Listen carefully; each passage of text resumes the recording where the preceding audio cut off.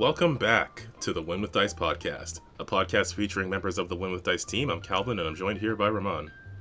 Hey guys, if you're new to the Win with Dice podcast, it's a podcast where we talk about tabletop RPGs, running them, playing them. Calvin and I take a casual approach to the hobby, and we just like to share our stories and the stories from the tables we've been participating in, so you guys can jump into it, and jump behind a DM screen or GM screen and give it a shot, because it's not as scary as it is, or as it looks, I should say. Yeah, exactly. Take a super casual approach to something that people may overestimate or overthink. I may underestimate how much work I should have done beforehand, but that's okay. There's also that. You find the happy medium with some experience. Yeah, I definitely don't overestimate anything. I am loosey-goosey, and it's to the detriment of all of my stories. That's what the players are for. Yeah, that's what the players are for. They fill in the holes of your plot with banter and laughter and stuff like that, and action. Yeah. Anyway, so onward. This week we have a Pathfinder game session that we want to cover. We'll get into how the current campaign is running, the sequel to The Lost Mind of Tim Delver, which I believe Tim called Unintended Consequences. Unintended Consequences. Oh no. I don't like that at all. That's what, anytime Tim runs something, we're just going to try and put his name into the title of everything. Well, before we get into that, we have to get to the most important part of the show, the Win with Dice Weekly GM Tip of the Week. Yes, the Win with Dice Weekly GM Tip of the Week, brought to you by Ramon, because I was watching some stuff on YouTube. Hey folks, so for the Tip of the Week, I recently watched a video, I think it was by Design Docs. I'll let Calvin link the original video below, but it was talking specifically about like video games, but obviously because tabletop RPGs is a game, so with stories and stuff like that, this obviously also applies. But they were giving a little bit of advice, or kind of unpacking the idea of a cast of villains, kind of like a super bad guy organization, or the anti Super Sentai team of bad guys. Okay. So the idea is that you have to remember that it, instead of being like a monolithic bad guy that like can be defeated and then like, oh, I'll run away, or oh, I'll catch you next time. I think I mentioned this maybe last time, the last tip, or maybe the tip before.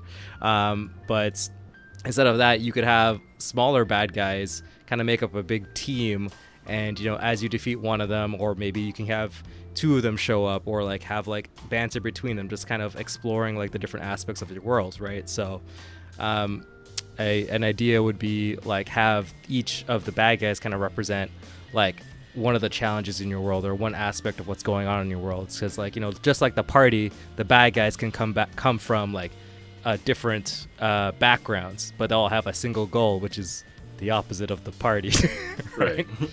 Right. So you could have like your own little bad guy team that kind of, it could even like mirror the party, like party has a fighter, the bad guys have a cooler, spikier fighter with an even cooler, grimmer backstory, but maybe he's honorable because he's really doing this to just rescue his love from the underworld, but the only way he can do that, he's the kill god, so you have to go and like stop him from disrupting the world, because it's not a bad god, it's a good god. Yeah, it's like pretty Final Fantasy. So yeah, pretty much just copy Final Fantasy. That's I actually did something like that before, because I had a rival adventure party that I introduced like way back in a game, and I was trying to make sort of mirrors of what the players were capable of, but not exactly the same classes. But honestly, I did rip off Final Fantasy. I ripped off Fast and Furious 6. Of course, which obviously. The classic. They pretty much face an evil Fast and Furious team. With oh no, they can also drive fast and have family. Well, that was the thing. They could drive fast, but they weren't a family. That's why they were the evil team. There you go, folks. Just have the fatal flaw where they're not actually friends, except for maybe one of them. But then that guy just is a turncoat, and he's actually a good guy on the inside, and he becomes the Vegeta. Definitely. Yeah, I mean, if you throw a cast of characters at your players, you might also get lucky and have them really enjoy one, so you get a character that you can, delve more into depending on how much you've already set up for them already. But I like the idea of having a group of villains that all have different stories and flavors. Yeah, for sure. Well, to maybe get this a little bit more of extended of a tip, I have done this in the the Pathfinders of Inion. I was like, where back in my mind that old campaign that's sitting on my shelf gathering dust. But yeah, no, the bad guys are actually a group of bad guys, all actually from, they're different, like I was gonna say ethnicities, but they're different like species and races and stuff like that right.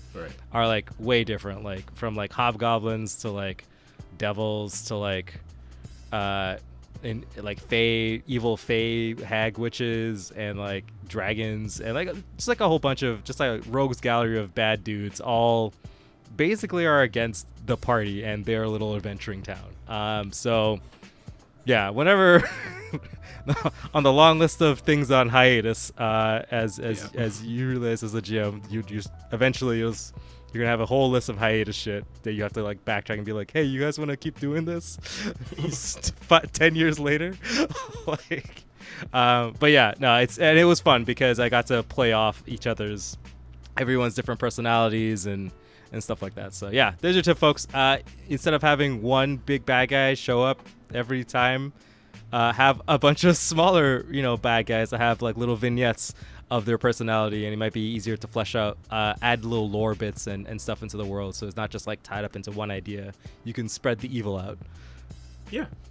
And if you have a long running campaign, you can put all your bad guys together and then just do exactly that. Oh man, it'd be awesome to just have all the bad guys fight the players like in a big brawl. Yeah. It's like the bad guys and the NPCs, and then the GM is just sad because he's like, shit, there's like 20 people in this combat and they're like multi-level characters, and it's like, how does this work? And yeah, why did I have 10 spellcasters? Yeah, why did I have 10 spellcasters? Oh my god, that is definitely how I want to end the campaign. So there you go, folks. There's Secret's second tip. Ramon's gonna end the campaign with a big climactic battle where all of the bad guys fight all of the players and their NPC allies in one big brawl. Probably on a field somewhere. That's like my dream for a superhero game. Just all the bad guys, all the heroes just wailing on each other. Heck yeah. All right, let's get into this Pathfinder sesh. So our friend Tim ran a session of unintended consequences. Picking up where we left off after finishing a Pathfinder 2 conversion of the Lost Mine of Phandelver. Essentially, our heroes were tasked from our good pal Gundren, to head over to the nearby town of Neverwinter, basically making a delivery for him of just like samples of all the ore and stuff that they found, and just to get the mining business in the town of Phandalin running again. Did we ever find out why Neverwinter is called Neverwinter? I'm sure there's on like a wiki somewhere, but I don't know if Tim explicitly said it from an NPC. No, it is probably on a wiki somewhere. I know there's a wiki for like the Forgotten Realms area. Yeah. But as like a character who literally keeps popping in and out of like reality, I try not to look at stuff. I try to like, I'm not even paying attention. Like I try to like get stuff like firsthand experience, so I can be like in like, wow, I didn't even know that, like in the IRL. Yeah, because I was looking up a location that we had passed by, some sort of hold or helm or something like that we had passed nearby, but we didn't really know anything about, and I was curious what it was, but I didn't want to read too much into it. So the information is out there, but we haven't learned it. But that's fine, because we're not in Neverwinter. Sorry. No, it's cool. I'm actually, the trailer for the trailer for the Dungeons and Dragons movie, it featured a lot of Neverwinter apparently, and I never realized until I saw a video that was like breaking down all the Easter eggs and stuff. Oh, really? They literally were like, "We're in the Sword Coast. This is the R.I.P." I don't think they said that in the trailer. I But know, there but was like, they said it in a boardroom somewhere. true, yes. Yeah, there was like certain like flags and stuff that you could recognize, and I was like, that's super cool, and I'm even more excited to see that movie now because it'll be like, hey, we walked through there. Hey, Where's Cragmaw we can Castle? imagine. Yeah, we can imagine all of the dead bodies we left in that forest. Look, they shouldn't have stepped to the crew. I mean, if you see us, why would you try to rob? Okay, look, we gotta focus on the story. But if you see a group like ours, you gotta know we're a problem. So after our brief stay in Neverwinter and some shenanigans that went on that were described in the previous recap, we headed off north to the home of the family of one of the player characters. So basically the party is Bren, the ranger / monk, Thalum, the fighter shield master, Kavo, half-orc barbarian, Teeks, the changeling druid, and Silrona, the cowboy wizard, who hops in and out of reality. Because of a cursed cowboy hat. Yeah. And then whenever he disappears, he leaves this horseshoe behind. Yeah. That has become Teeks' responsibility. Good old Teeks. That's what she gets for being the mom. So we were heading to Bren's old home. And last session when we had arrived there, we discovered that Bren's younger sister had disappeared, having been inspired by her older brother to go try adventuring. She had been gone for some time. And that's sort of where we left off. We did meet Bren's family. His brothers were out searching southwards for her, but his older sister was there, along with his mother and father. And Teeks was just really enjoying seeing like a large family home because it was just like her and her dad, since her mom is, you know, a hag. But we started off the session with a plan to find Bren's sister, as well as figuring out Bren's sister's name, which somehow ended up being Nerb. Nerb. I love it because it's Bren backwards. apparently, Bren's parents aren't very. Once they decided on a name, they just were. Maybe they were running out of names by that point, because that would have been what their fifth child. Yeah, I guess so. the two brothers and then the older sister. So. Yeah. So yeah, Bren was there. He was giving everyone a hug before heading out. It was very sappy. Yeah. I think like out of character. Well, so out of character, we were joking like, oh man, like here goes Bren's family. Bren, you better hug your family now before Tim commits family side or fratricide. No, they're gonna be fine. Hopefully. Oh my god. So we headed off basically in the direction of Mount Hotenow, which, if I'm pronouncing wrong, don't correct me because that's how we pronounce it in our game. Hotenow? Like hoot now? It's hootin'? It's a Mount Hoot? Maybe. It's Hotenow, or at least that's how I've written it down. If I wrote it down wrong, don't tell me. That's how we spelled it in our game. All right, cool. Canon. So the plan was Bren's sister was staying back. His parents were going to come with us. Originally, because I thought I would only be there for a very short amount of time because I had other stuff to go do, which I stalled on. I think the original plan was that Teeks was just going to help Bren's parents search in one direction while the party searches in another. But we stuck together for a fair while, actually. And as you were searching, Bren's father kind of obviously blamed Bren for this and thought that Nerve might have been kidnapped. Thalum, however, suggested that maybe she made like a treehouse or just found out some way to survive out here because that's something Bren is capable of. And Bren's mother certainly thought that was a possibility. Which I thought was interesting. I want to know more about this family dynamic. Yeah, I can't wait till Tim has all of them together and he has to like balance like Balance 5 between all of them. NPCs up. Yeah, it's gonna be good. It's gonna be good. I'm so excited. Yeah, the classic GM move of putting too many NPCs in a room, and it's perfectly reasonable for them to have a conversation that doesn't involve the players. Yeah. Just Tim acting with himself. Those are the best parts.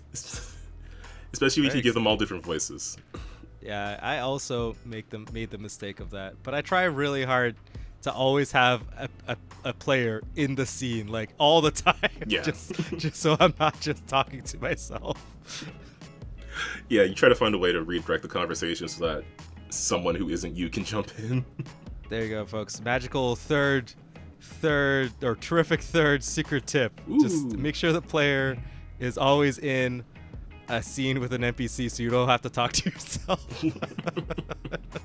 Or do, anyway. You have a captive audience.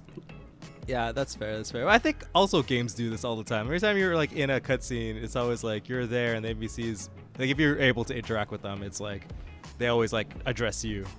Mm-hmm. Like, who's this guy? Although, yeah, it's easier in video games because it's not a person sitting there. But yeah, we moved further up the mountain.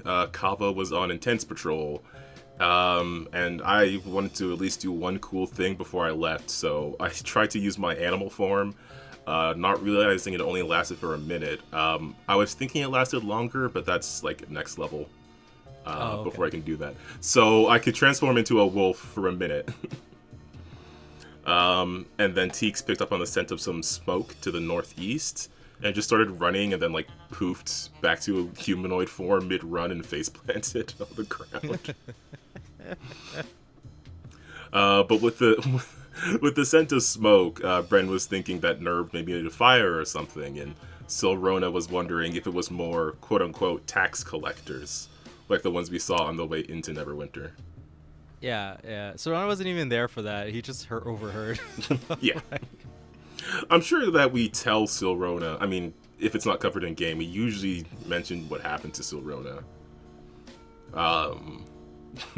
So he knows what happens while he's in the cowboy dimension.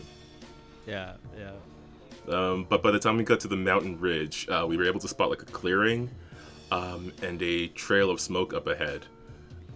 So while Bren's parents went off to a further eastwards direction, we kept heading north, and we came across the path of a giant pangolin, which was super fun and was very cute, and I'm worried about we might have to fight something like it in the future.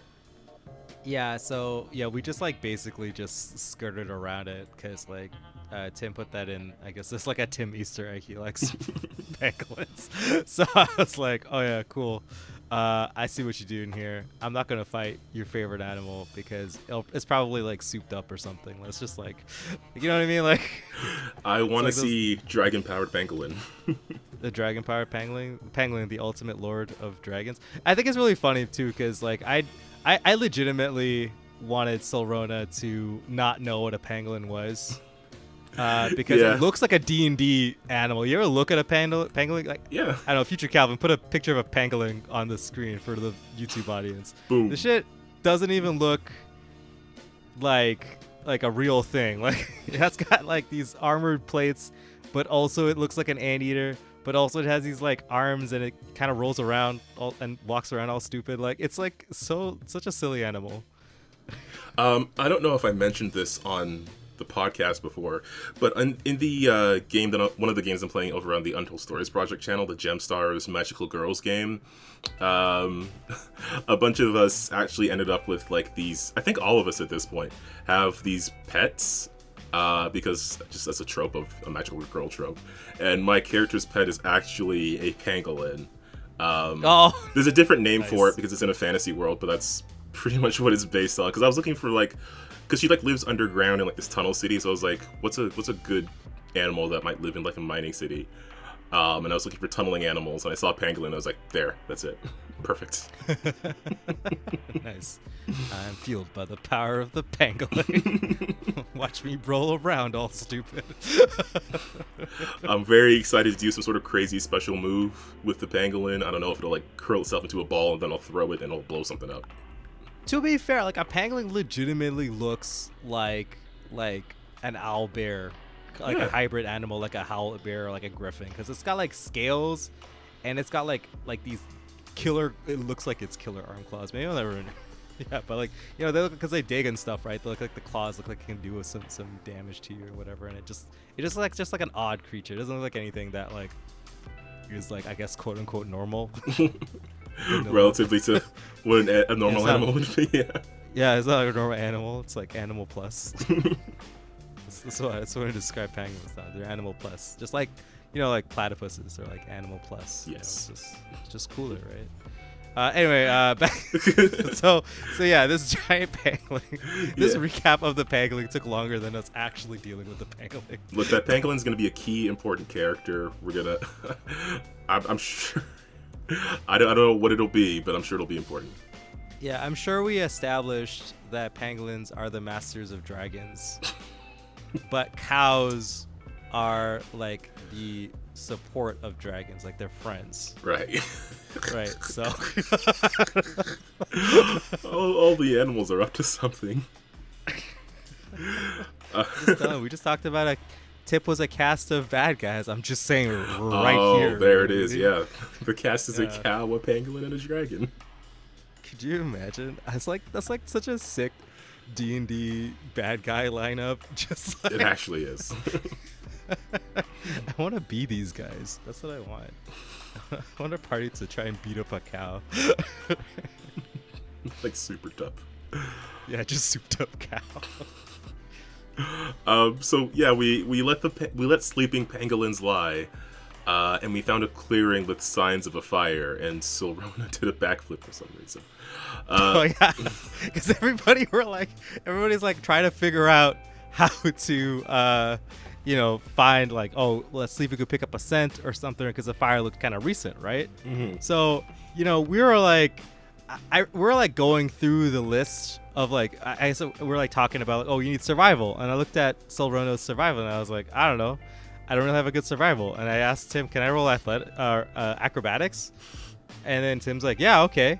So then I rolled it. I got like, I think it was a nat 20 or something really high. And then, so Tim's like, yeah, you do a sick ass backflip. And I was like, sick.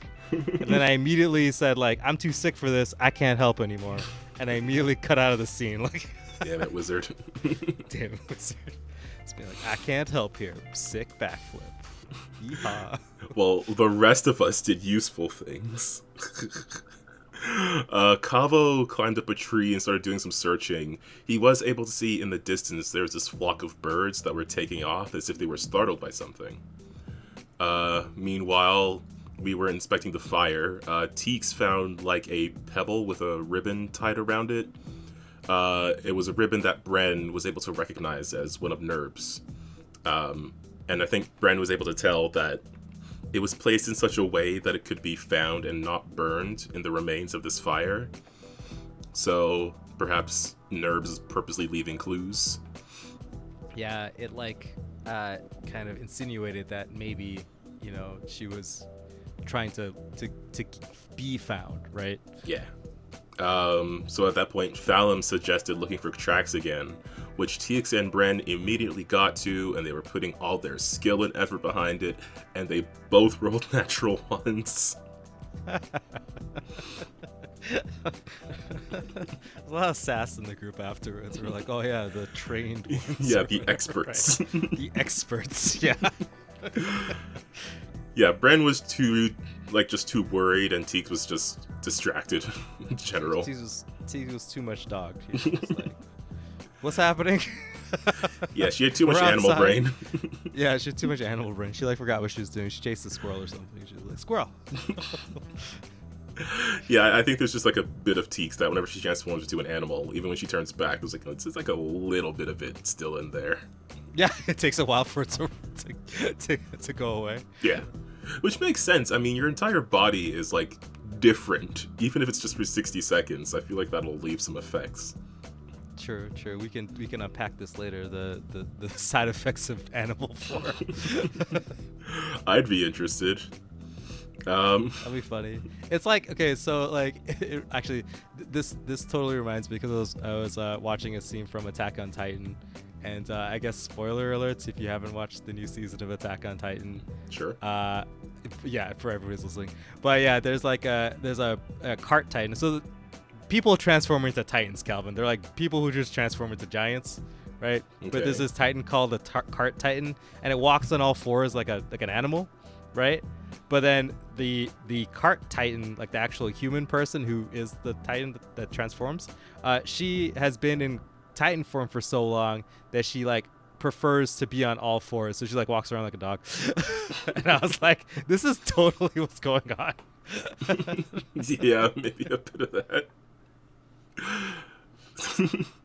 I don't watch any anime that doesn't involve someone saying "ora."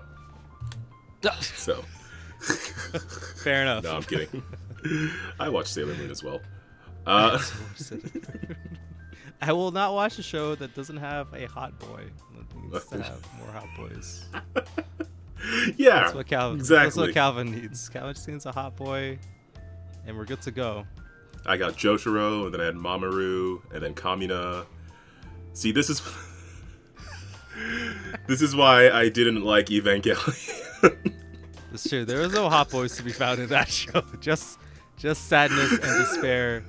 But you should probably watch the remakes. They get better. Definitely, it was a way better ending. So yeah, but you just have to watch the bad anime first, and then watch 4 movies in very good order. Like they get better and better as they go, and then you have a really good conclusion to like the whole series. And it's kind of like, you know, how you start running and it sucks, but then eventually you like get good at it after you keep trying. That's what Evangelion is. It's just like trying. So that's like literally it. So you gotta try. It's like Shinji's gotta try, you gotta try. Everyone's just trying. That's the whole show. Fine. Anyway, back to Terry. So Teeks went into Wolfie form, got the smell from the ribbon and a direction, and then started just running off. But knew when she was gonna turn back. So actually, well, before she did get some pets from Bren, while the others were wondering how to communicate with her. True. But we did learn that the scent of Nerb's ribbon was coming from the same direction that the birds we saw, the birds that Calvo saw, had flown away from. So it was going to take us some time to catch up, but we headed off in that direction. We passed by a couple of goblins that Calvo just glared at, and they're like, yeah, we don't want this smoke. The goblins are just like, nah, man. I ain't ready to catch these hands again, man. Not today. I've heard about these guys. Oh, I love that. I love the when we first started this adventure, right? Goblins would obviously always attack us because, you know, but now they're like, oh yeah, these dudes killed all of, like, I don't know, hundreds. It must be up there. At least dozens. 50. Dozens. You know, like in the tens of, you know, of goblins, right? So I like the idea that now all the lower level bad guys are like, oh shit, we should stay away from these dudes. You know, the streets got a little bit safer for us. If only the bandits knew that too. No, I just gotta keep kicking some bandit ass and eventually they'll just back off. So we passed those goblins, and after some time of travel, we heard some people ahead, and we got up stealthily. We were able to hear some like arguing back and forth, and it was Nerb, and she was standing in a circle of these guys in black robes, very disconcerting. So of course Bren runs in and just starts swinging, and then Fallon moves in for a shield attack, and then the fight has begun. Yeah. However, the leader took Nerb hostage. That was very far away. I wish I was paying more attention because I finally got Fireball. No. And I should have done it first. What do you mean? Because like it was hard to negotiate when everyone moved in. I was like, oh damn, I can't really get the Fireball to where, you know, it isn't hurting everybody. You know what I mean? I could have gotten like way more of them. Nerb was literally in the middle. I know, but like, come on, she could probably take a hit. Yeah. Yeah, this normal 13-year-old could have taken a whole ass. This is Bren Fist Your Face. I don't know his last name. I actually have no clue what Brent's last name is. Ravenshade. Yeah, he's Bren, Fist Your Face, Ravenshade's sister. she could take a hit or two. You know, probably pass the reflex save. I know a bunch of people did, so it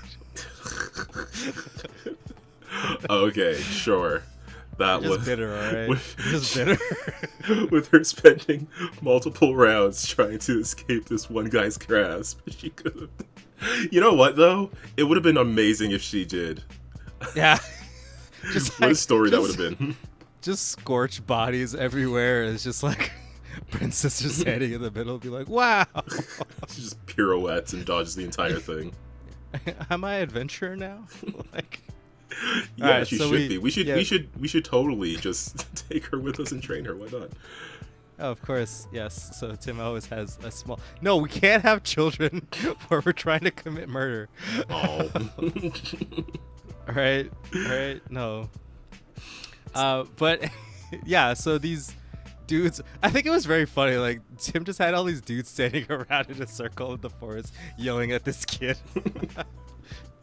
Yeah, but from the few yellings, it was like we heard that she was definitely captured and she was being taken to be sacrificed as a meal for, I guess, their bad guy leader.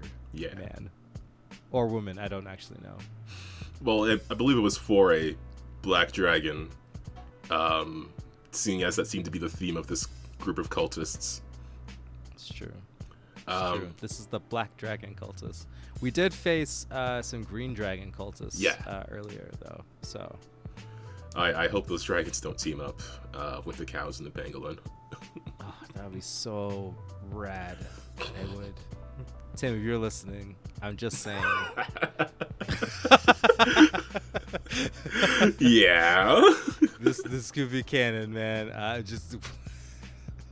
I could imagine like the thumbnail for the recap is just like the most nonsensical jumble of images. It'll make sense if you listen. Yeah. But yeah, Bren was up there fighting. Fallon was up there fighting. Teeks. So what I wanted to do was I wanted to reach the leader because I saw that he had Nerb at knife point, but I was too far away, so I just hasted Cavo and I was like, "You get on in there. Hopefully that'll work." Spoilers. True. It did.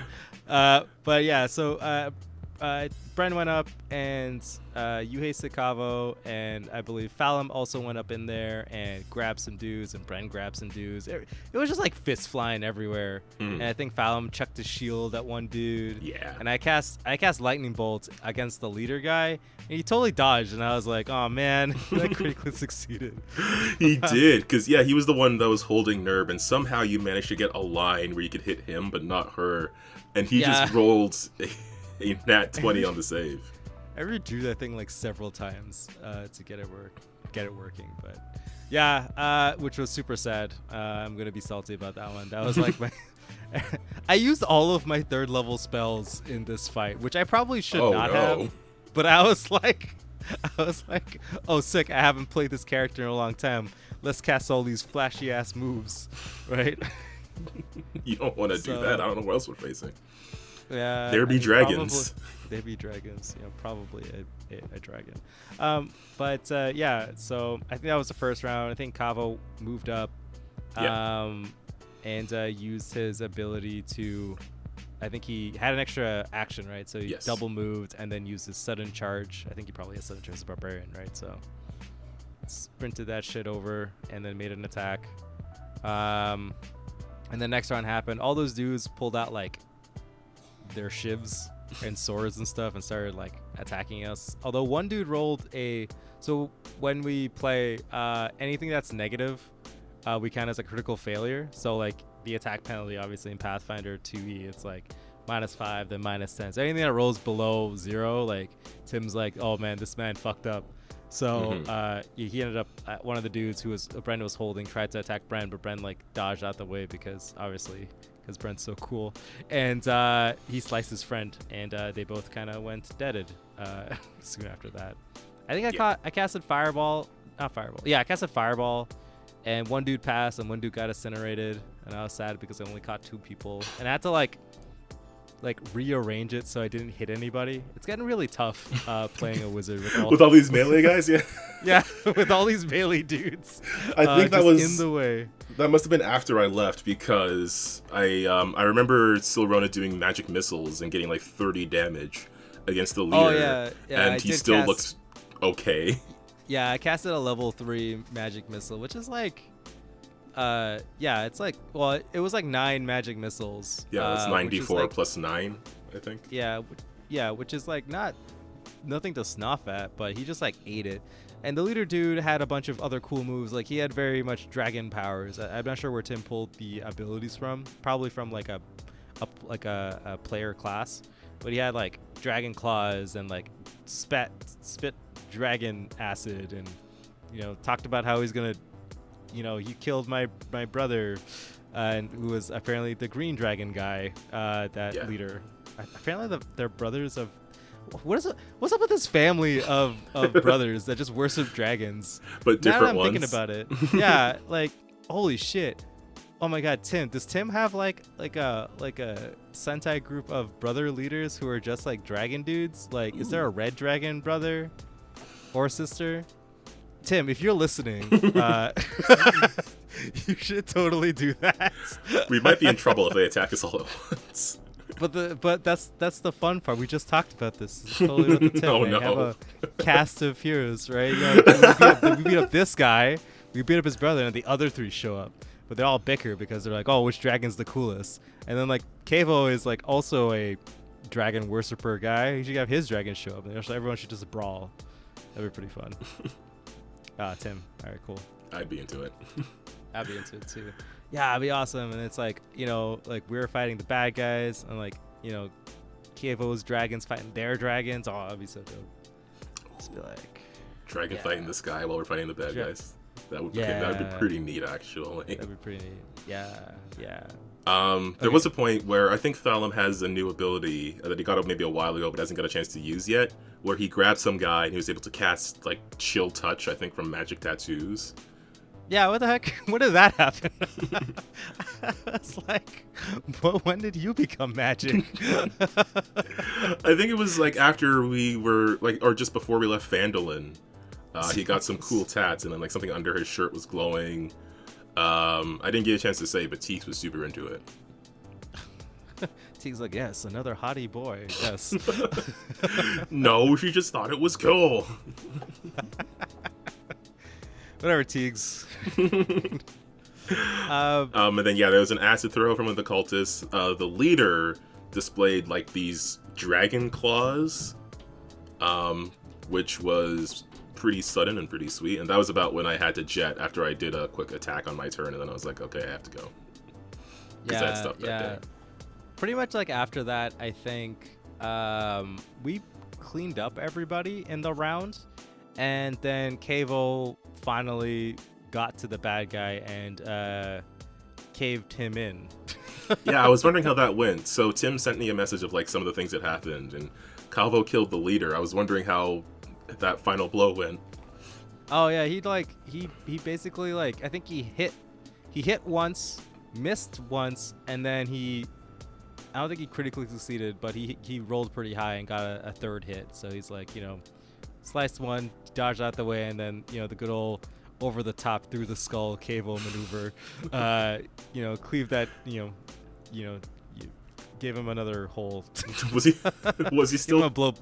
No, he was super dead. No, was he still holding Nerb at the time? Oh yeah, there was like blood everywhere, man. Like. I was wondering like if Nerb had escaped before that blow landed, or if she was just right there when this guy got. Oh yeah, Kevo didn't even care. Kevo was just like, I like attack him, like, but narratively it's like Nerb wasn't like in the way, like he was able to like cut this dude's arm, so he let go of Nerb and then deliver the final blow. So, but there was just like blood everywhere.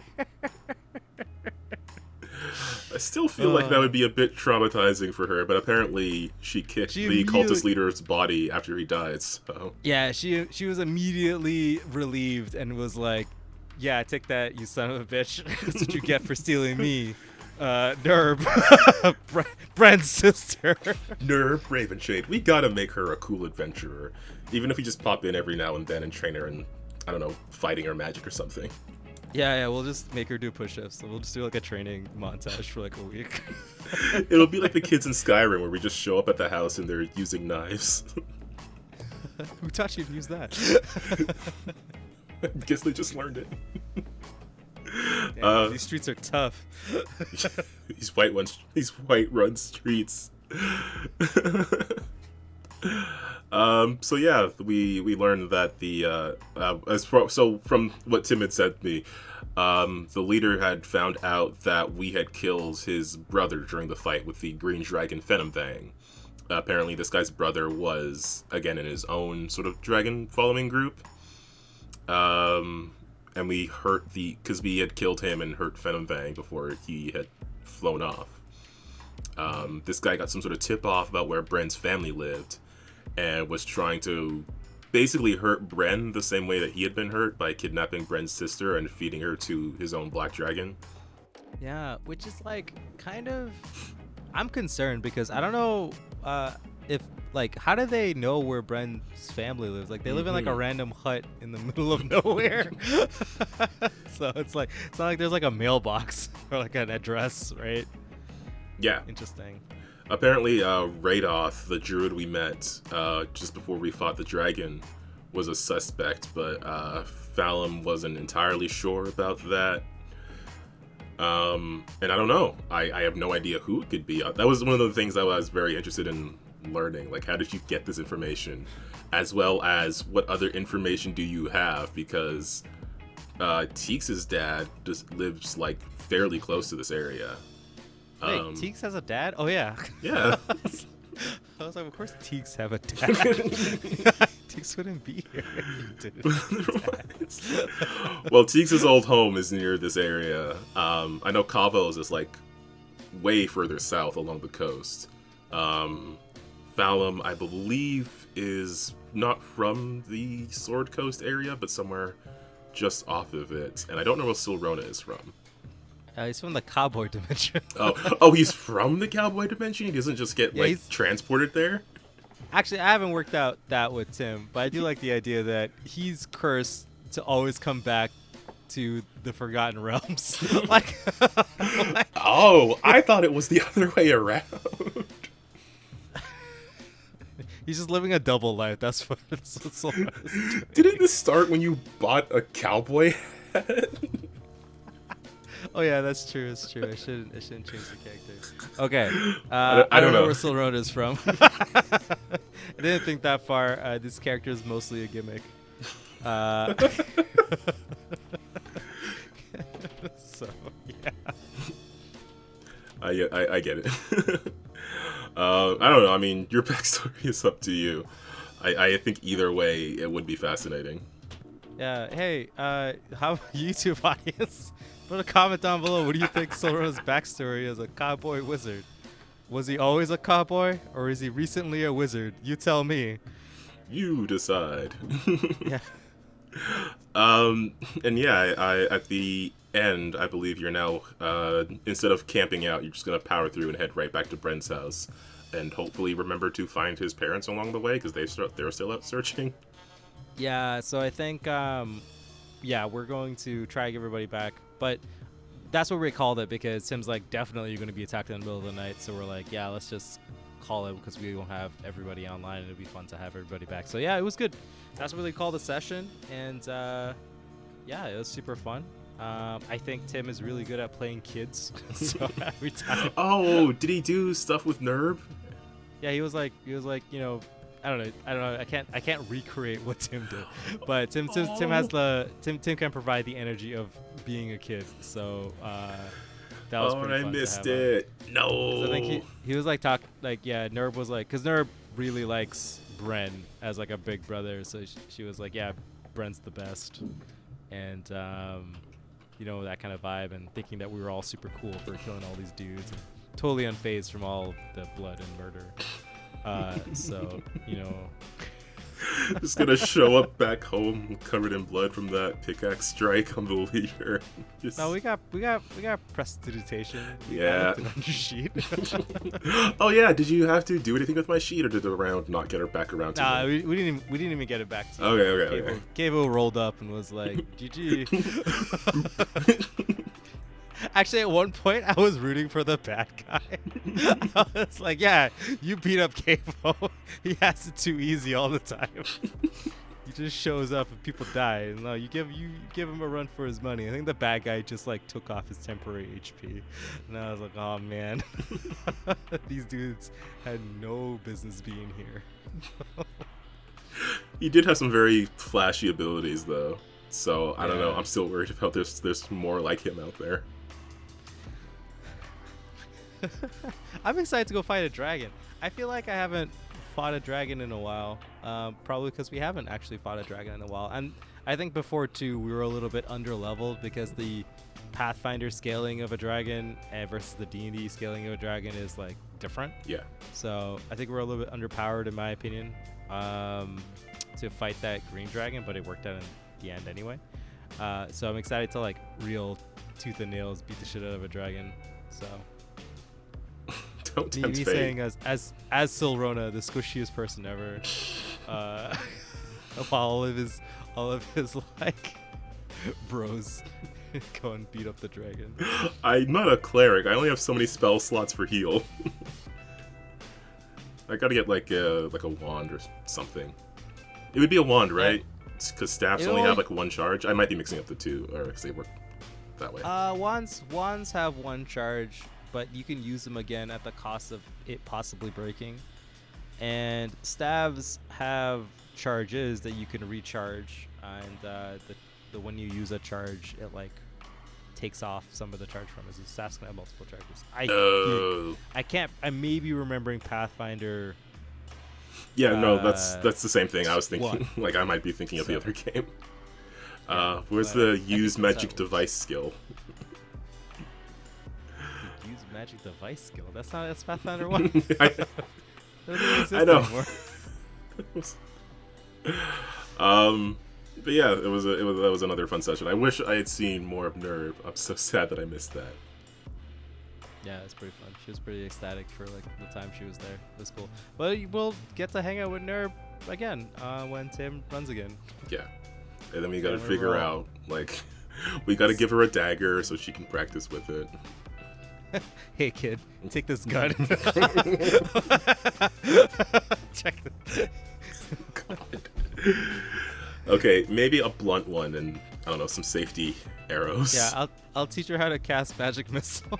Oh no. Be like, all right, kid, you gotta like point your finger like this and think of them just getting shot, like bang. Say it with me. And we're just like in bang. It's just everybody teaches her like some low level, like first level thing. Cable's like, this is how you get mad. Because he's a barbarian. Yeah, Teeks will teach her some nature magic, and then she'll get some like it's like first like primal cantrip, and it's just us yell. I just imagine her and Cabo just in a field, just yelling at each other. Ah, ah. Oh no, that sounds adorable. Tim, we have to have a cutscene where we all just train Nerve to all of this like very limited amount of skills that we just like, you know, like the very first level stuff that we could possibly teach her. Yeah, that'd be pretty fun. Oh man, that would be brilliant. I don't know if her parents would like that idea, but I want to do it. It's like the self-defense class, right? I mean, yeah, she just got kidnapped. Yeah. If she learned some moves, then she could defend herself. Yeah, for sure. But yeah, also, it was my first time using Pathfinder 2E on Foundry, which now I'm like, shit, I think we should. Foundry has been a super cool program that I've been lucky to, my friends have had it, and I haven't had the ability to port any of my games to Foundry yet, but it's definitely useful. I think like this is a good VTT. Yes.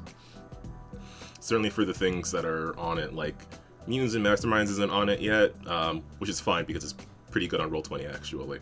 But yeah, Pathfinder Lancer, I feel like a lot of Starfinder, a lot of things are just better on that system because it calculates so much for you. Yeah, and you can drag and drop a bunch of stuff, which is like way more, especially with the system where, you know, there's a lot of things you have to write down. Yep.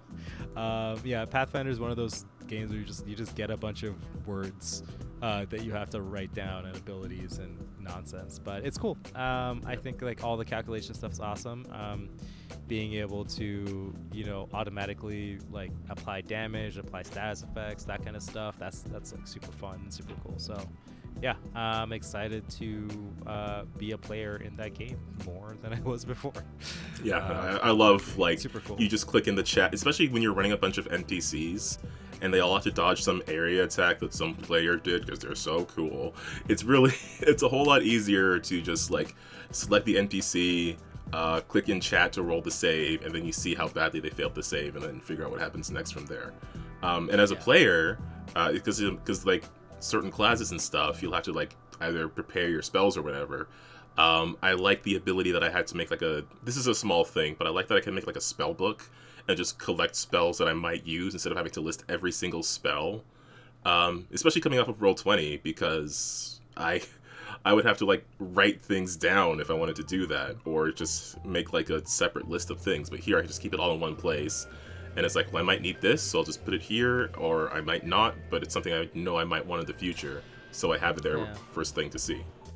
That's true. I mean, the last time I played a spellcaster, but I often, for prepared casters, I've never found myself retooling my spellbook, actually. I've always just kind of kept the same list of spells throughout the whole adventure, unless it's something that's like, oh, we need to like breathe water, or like something very specific, right?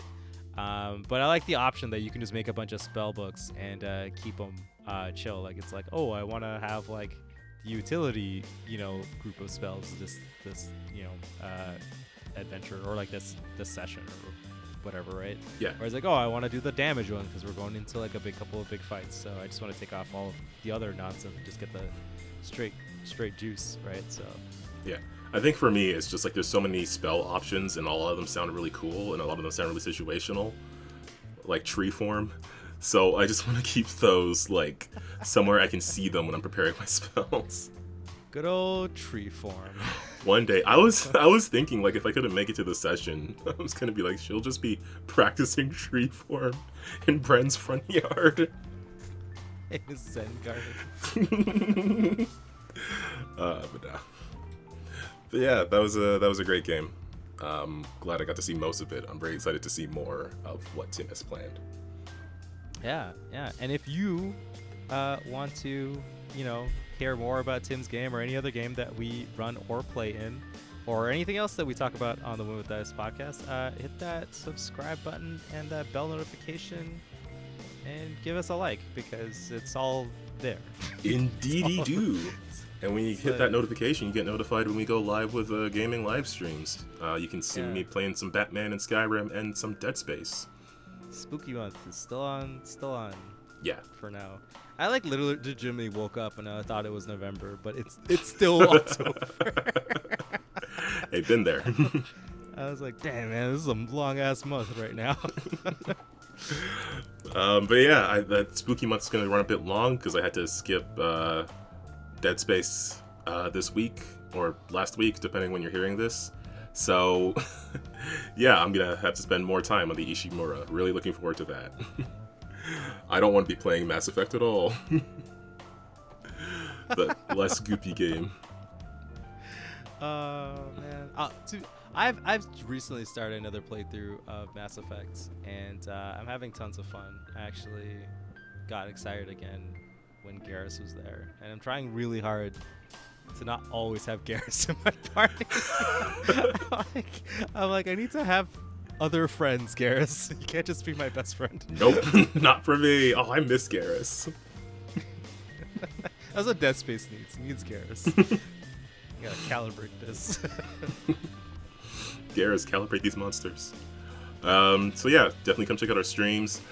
I want to make sure we reach out to the people who are listed in our video description below. We've got a lot of cool Lancer stuff down there. if you're interested in actual plays or Lancer modules or add-ons and anything like that. Also want to make sure I shout out the Untold Stories project, where I'm at on Mondays and Tuesdays, playing in their space-based Starhaven game and their Magical Girls Gemstars game, which are in very different moods right now. The Magical Girls are off on a quest. They just met the tuxedo mask of the story. Oh, nice. They're off on a quest. It's been very fun playing the strong, punchy person in a superhero game, by the way. I don't think I've done that before, because I've been like, I was the stealthy archer guy, I was the fragile psychic person, but now I'm the big punchy person, and I can just like windmill through hordes of minions. It is very fun. Nice. So that's going on, and I'm very excited because we're all like learning our powers and everything and learning how to work together. And then the Starhaven game, our little space community is being attacked, and there's some drama going on that we have to deal with. So I feel like there's always drama going on in the Starhaven game. I think it's been like Drama City for like the longest time. It is indeed Drama City. We should have a podcast episode where we just go over the games you're in at and just talk about how silly the drama is all the time. Yeah, we should drag Alex on for that. I wanna talk to Alex about how is he doing so much with so little time. No idea. But if you want to check out those games, there'll be links to the USP Twitch channel below, so be sure to go check them out. But I think that's gonna do it for the episode this week. Yeah. Ramona, anything else you want to say before we head off? Send those guys off. All right. Well, for all our for all our unintended GMs and players out there, just remember to keep on winning with dice, and we'll see you next week. See you guys. I'm gonna put that picture of the pangolin again.